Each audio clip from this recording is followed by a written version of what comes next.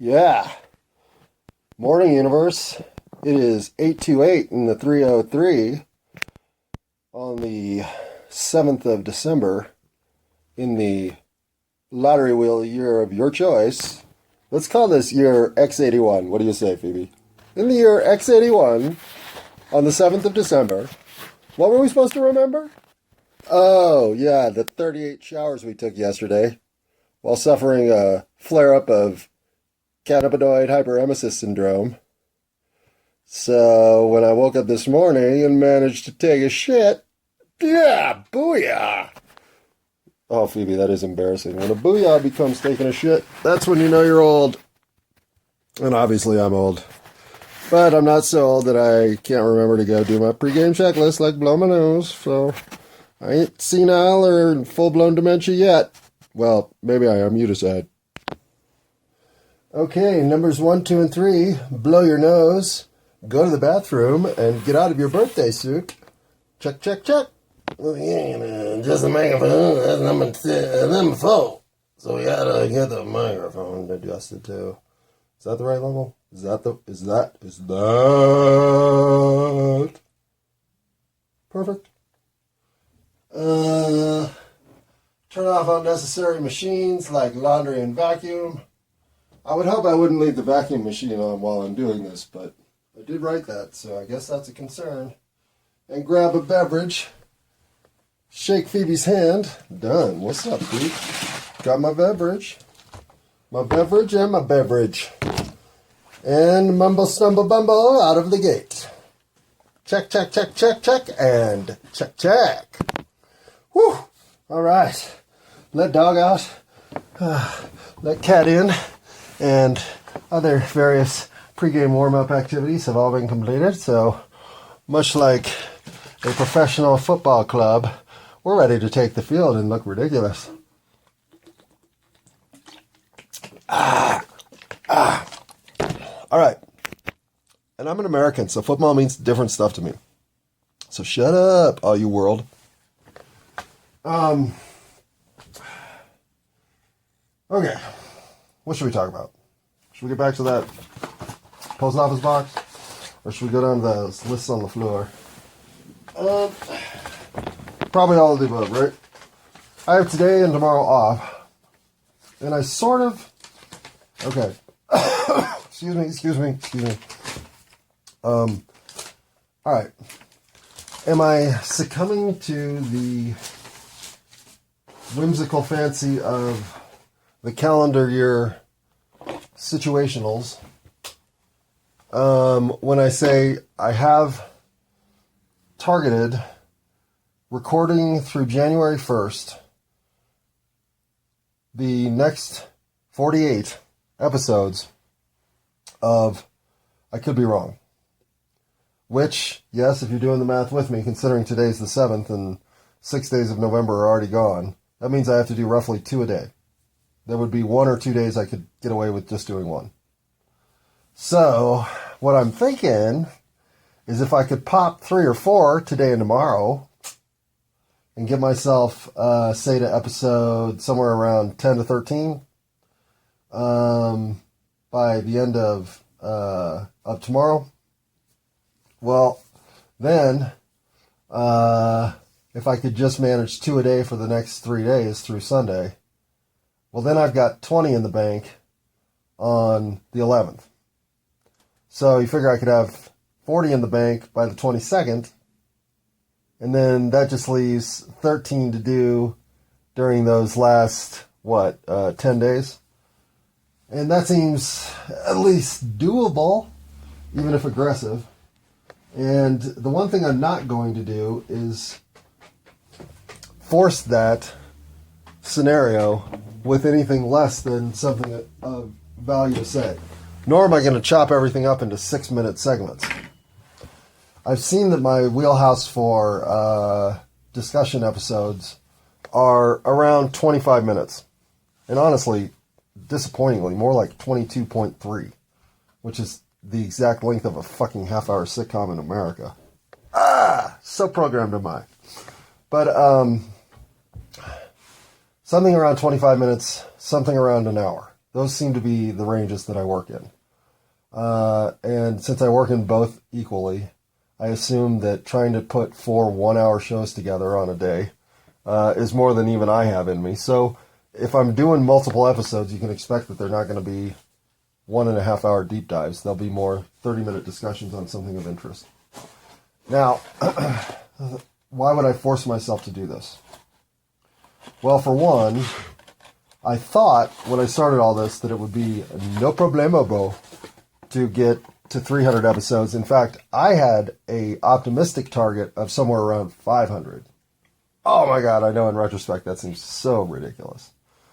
But 300 doesn't seem ridiculous. In fact, 300 I think is the spot that, well, doing a little math, and I know everyone hates math, but if you think of the annual production 9 to 5, 5-day work week slots as a human's productivity here in America, then there's 260 days, 261 possibly, of productive time in the year if you do a single day of work Monday through Friday without taking a week or a day off.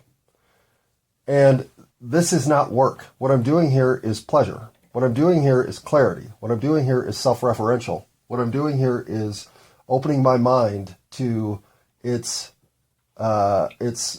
mistakes and oversights in a way that is enriching my life. There is so much I'm gaining from this that I can't pretend that I don't want to persist doing this.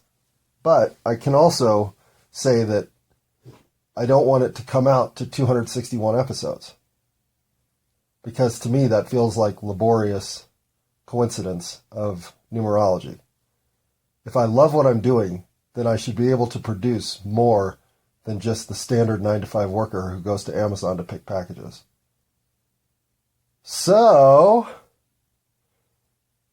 265 episodes it is, right? And the reason I want to go all the way to January 1st is, A, that's a sweet day to end a module on. And 2, I didn't record anything last year on the 1st. So technically, my years go from the 2nd to the 1st. And if I don't give myself the full annual 365 days in which to play, well, then I don't deserve to hold myself to the 261 days of productivity standard. Now, what if I just mail it in and do 4 more episodes and call it good on 225? Well, that would be 200. What would that be? 222? Ooh. Yeah, but see, the other thing that getting to 265 does is it helps overcome the doldrum, the brain lock, the physical fatigue that forced me out of conversational clarity for too long. I wanted to record. In fact, I tried to record several times over my breaks, but it just wasn't there. And so, to me, one of the reasons I fell further and further away from myself over life was that as I incrementally let false presentations of myself exist, well, continue that pattern for long enough, and you lose touch with yourself entirely. And the way you maintain momentum is to not see the momentum, but see the production as having value. I want to do this. Now, does that mean that I'm able to do it with the sort of flourish and dedication of resources that I think I can? I don't know. I might be overestimating myself once again, but I can live now with the disappointments of not carrying on with the extreme goals I set, because I no longer set goals at pass-fail. I set them at standards of success. And what do I mean by that? Well, I am successful this year already because I've outdone anything I've ever done before. Check. I'm successful. I'm successful this year because I managed to maintain my integrity of voice across all of it. I don't feel false in what I've presented here in the least. Check. I have succeeded because this is already episode 218. In a single year, I've produced, wait, what was the number? 6,300 minutes of content, I think. I don't know. I saw the number somewhere, and it was 6,000 something. And that's without December. So more coming. And so success in this has already been achieved. Because of that, now it's important to refine my approach toward success for next year, because getting this much done, in other words, producing at this level, was step one. Now that I've proven I can produce at this level, well, what does production look like going forward? Because it can't just look like hitting the record button and letting my mouth do a fountain of who knows what. Or can it? I mean, it can, but that would be sort of like doing year one all over again. 11, booyah! But instead of living my life in replay fashion, what I want to do is I want to set some level of extension standard for this effort next year. In other words, outreach will become one of the factors that was never a factor this year. Pause. Okay, I gotta say, when you go from 11:11 to 11:33, it's almost like it's time to go buy a lottery ticket. In the other universe of 3311 superiority. But in this universe, buying lottery tickets is dumb. I mean, even if I won the lottery, do you know how quickly I would be back to $0? I would be the poster boy of all those stories of, well, maybe winning the lottery is not as great as you think, because in most cases, people end up with less money than they started with. Let's look at case number 1. John from Denver. He won $87 billion, and within 3.5 months, he was back down to nickels. Following his story will be his story all over again, because how the fuck did he do that? All right. 12 minutes and 24 seconds of anything? Have I brought anything yet? Is this all just la la la la la la la la la la la la la la la la la, letting people down, and intense dream runs? Have I been trained to be patient? Should we take 3 non-associated thoughts and see if we can pull them all together and make fun of them in some sort of collective fashion? No, I don't want to do that either. But we could talk about these things and see if any overlap exists in the Venn diagram. Oh, God, that's awfully college graduate schooly. How about we just get out our highlighters and go find our comic book collection and then ruin a couple of Superman number 1s? No? Okay. Have I been trained to be patient? Well, here's the thing.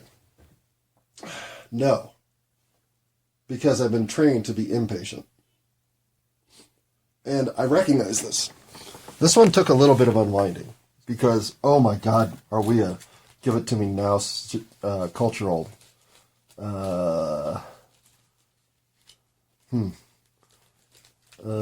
standard, I guess, here in America. Just the idea of credit. I want something that I don't have enough clout to get, so will you loan me the clout so I can get it now and then I'll pay you back? Instead of, I really want that sweet-ass new bicycle in the store window. I think I'll save the $899 it takes to buy it. If you're not trained to think that you deserve things yesterday, well then you stop feeling left out of what you don't have today. And for me, it was a matter of getting rid of everything. I just got rid of everything. I don't know shit.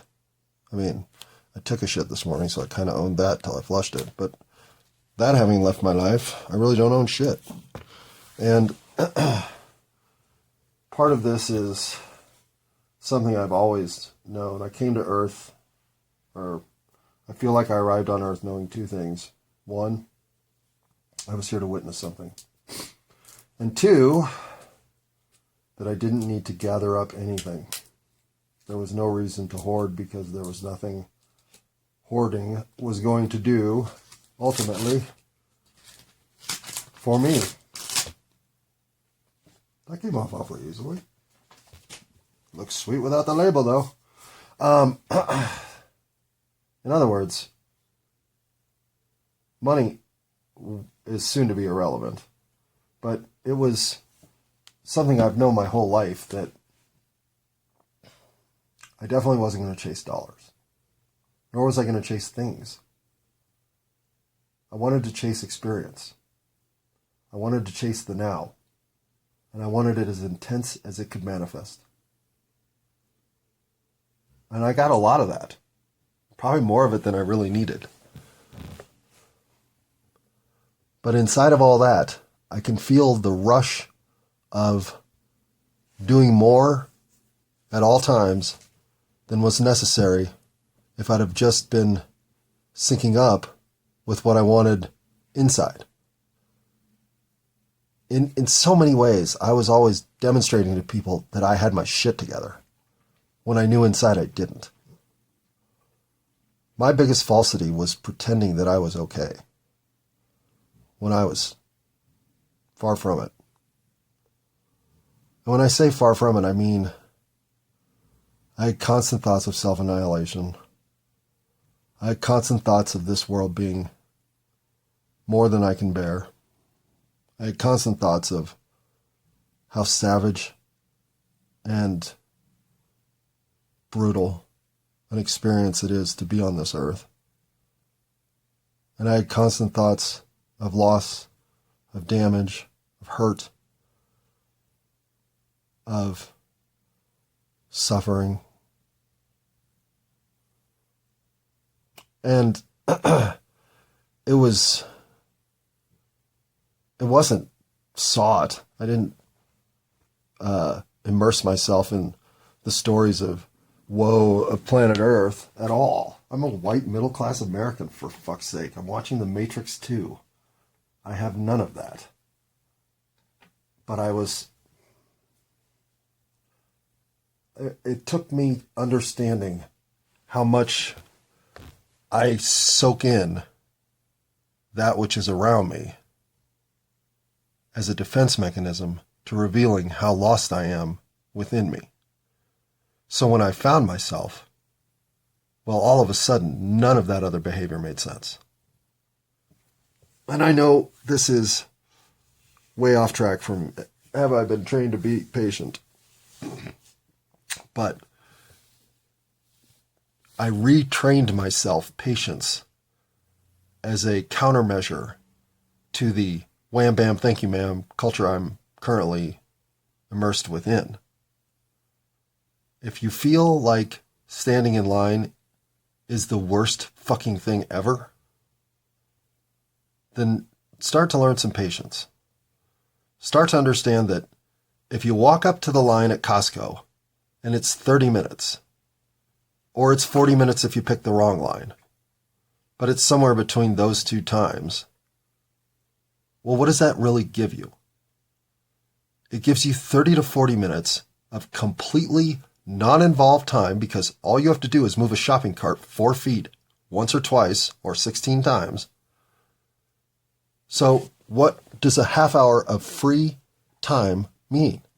Yes, you're encumbered by the geographical stability that you have to maintain, but you could have a book with you.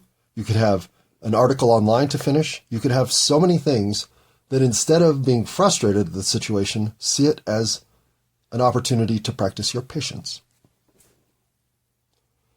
So I've been trained to be patient? No, I was trained to be impatient, and I learned to be patient, and because of it, my life is so much better. Letting people down. Okay, this one sucks, because I let people down all the fucking time. And by people, I mean family.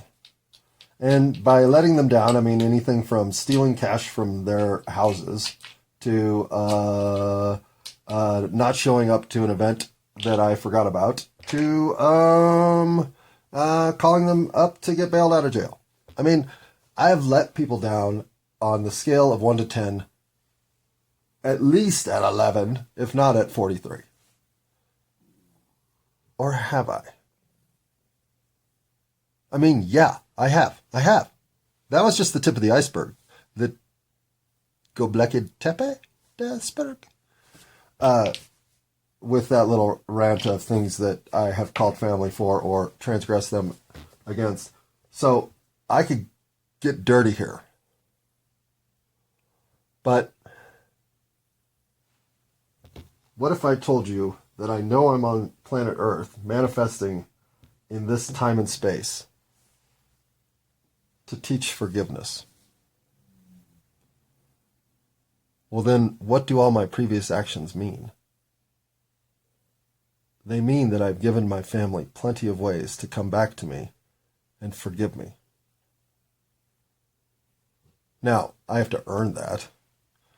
But forgiveness is the big one. Forgiveness is the one you learn because you can completely understand that any circumstance other than the one you're in could have resulted in all the other realities that are around you. You're not special. You're not uniquely built for success in a universe full of chaos. You're none of the above. You're an extension of Source, lost in your aloneness, unsure in your consequence of linear space-time, what it all means, and how you're going to make the best of what you've got left. That's what you are. And you can't let people down. The only person you can let down is yourself. And if you're letting yourself down, it's time to stop. All right, we're going to end this one with intense dream runs. Because I've been on one. And I'll get on them. What I mean by intense dream runs is either a person, a location, an event, an activity, or even a scenario become persistent. When you start having repetition in your dreams of any kind, character, decade, you name it, pay attention. The thematic run of dreams is always messaging you. And it's up to you to either get lucid enough to step into those scenarios and find out what the fuck they're really about, or aware enough that you know they're there and you can interpret what their message is, hopefully, in 3D space-time. If you can lucid dream yourself into these scenarios, this is where the camel lionesses are waiting to tell you everything you need to know. So pay attention to your intense dream runs. The one I'm having currently is a weird one. As a matter of fact, I'm almost having to come to the realization that my ex-girlfriend, who I describe as RB on fire, I think might be like part of my soul group. Boy, is she all over my fucking dreams lately. Like, we're on riverboats and we're in Louisiana and we're in, I mean, it's like gator country, but sophisticated. Oh, just some weird fucking shit. And she's always let me know that I never figured out that she was my guardian angel, soulmate, and so now she holds it against me that I treated her like such shit. And this is what my dreams are. Like, she comes at me with all these fucking, why'd you have to be such a dick? Why were you so full of yourself the whole time I knew you? I mean, it's like I'm constantly having to defend myself to her in my dreams. So, why her? If I were to list out 15 characters from my actual past that would fill the role of gnawing away at me with what I deserve, she wouldn't make the list. I mean, she's just, 1, too nice, 2, too nice, and 3, not mean enough.